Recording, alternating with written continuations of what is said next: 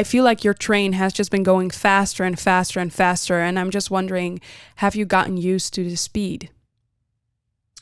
Um, it was difficult keeping up, to be honest with you. Like maybe like fall of 2019, I was getting really like, oh my gosh, like it's a loss of your former self, really, when you start to become well known and all of that, the exposure. And I talked to my therapist about it, and I cried about it, and I mourned the loss of privacy, and the loss of the younger version of me, the more wide-eyed version of me. Mm-hmm. And I welcomed in a new era.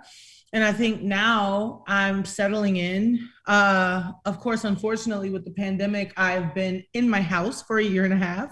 So, that also forced me to face a lot of things, facing celebrity from a cell phone, and also just being in your house and facing yourself with no one around, was wild. Mm-hmm. But we're here now, and I feel like I've grown a lot, and I'm ready for the world. Yeah, I'm so happy to hear that you already had a therapist so early on in your journey because nobody teaches you how to be famous. No, they don't. There needs to be therapists that specialize in that. I'm so grateful for my therapist, Shantae, Yeah. because she's the one who even taught me, like, yeah, you're losing a part of your former self. I didn't even think of it like that. I was just like, why can't I go hang out with my friends anymore? Yeah. Yeah. But yeah, it's deep. And you see a lot of people who don't have that kind of guidance early on in their careers. And I had a therapist maybe 2 years prior to my like Hmm. rise in popularity. So thank goodness I already had a foundation and somebody to talk to. That is so, I'm so happy to hear that because being in the limelight, it also invites a lot of negativity, negative people. You've had to deal with some stuff in the past. Is that where the inspiration for this song Rumors came from? It definitely did. Mm. It came from holding your tongue for far too long. Mm. Hmm. Like I do take a responsibility to not clap back the way that I used to at people, and because of my platform. And um this song kind of lets me just Mm. talk the shit that I wanted to talk. And who better to do it with than Cardi B? Hey, I mean, I had the chance to listen to the song once, and I was smiling because the lyrics, they are so smart. There are a couple things in there that makes you want to listen to it again and again. How did Cardi B come into the mix? Thank you. Well, we have been signed to Atlantic Records together for a while, and the day she got signed, I was like, I need to work with Cardi. Like, I want to do a song with her because I've been such a fan, of gangsta bitch music. So, like, we waited, because I never want to force anything.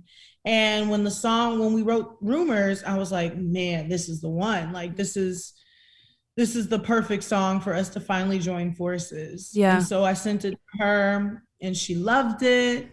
And now here we are. Here we are. Speaking of collaborations, I saw on your socials that you're in the studio with Mark Ronson as well. Yeah. What is that about? Yeah. I mean, he's a producer. I'm a songwriter and a singer. So I guess it makes sense. It's peanut butter and jelly. No, Mark is someone who I've looked up to for a long time. Obviously, like he is so good at making raw music, and Hmm. he's so good at working with like big, powerful voices. And so when we got together, we just kind of made magic. And I think when you make magic, you want to just keep on making magic. So we've just been in here cooking. Yeah. Because haven't you built a studio in your house? I did. So you started producing yourself as well, a little bit, right? Listen, y'all, that studio was in my house from the summer, from like May of 2020 to August 2020. Because we didn't, we couldn't go anywhere. So, but trust me, I haven't. You I didn't haven't? make no damn beats. I haven't made no beats in months.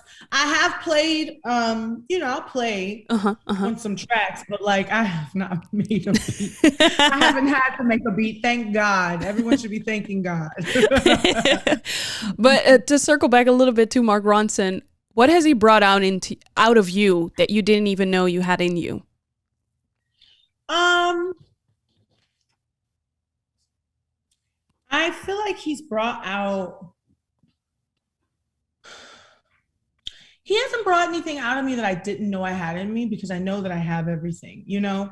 But what he brought out in me was something I haven't had in a long time, which, I used to be in a rock band when I was a teenager. Mm-hmm. And I the way that we work is like we'll have a live drummer and he plays bass and a live guitarist and we'll just record things like that, like freestyle. And I haven't really rocked out like that in a long time. And so that was really special. And you can sometimes get some of the most authentic music that way. Yeah. So basically, he brought you back in touch with your old self a little bit. Yeah, the rock and roller is back. Oh, I love that. Okay, so I have one last question for you. Because I remember one time you said that very early on in your career you were quite afraid to dream big or to be hopeful. Has that changed now that you've proved yourself that you are capable of achieving your dreams? Mm, be hopeful. I think it was more of like a fear of being a solo artist to being a star, being on stage by myself. Like I was like, that's nobody wants to see me. Nobody wants to hear my story. But a lot has changed. I think that there are things that have happened to me that are bigger than my dreams. My dream was to make great music. One of my dreams was to have a song where I didn't have to sing it because the crowd would sing it. Like those are kind of like my big dreams. It's not like, oh, I want to win a Grammy because it's like that's not going to happen, you know. So now it's just like I've kind of achieved my dreams. Now it's time to just like have fun and really achieve what I really thought was unachievable. Right. Is it sad to achieve your dreams? No, I No? mean, my dreams, I think it can be for some people. Like if your Mm-hmm. dream is to get $1 million and then you get $1 million and you're like, okay, now what? Like, I think if your dream has like a fixed point, like an ending, Mm-hmm. that can be quite sad because it's the end of something.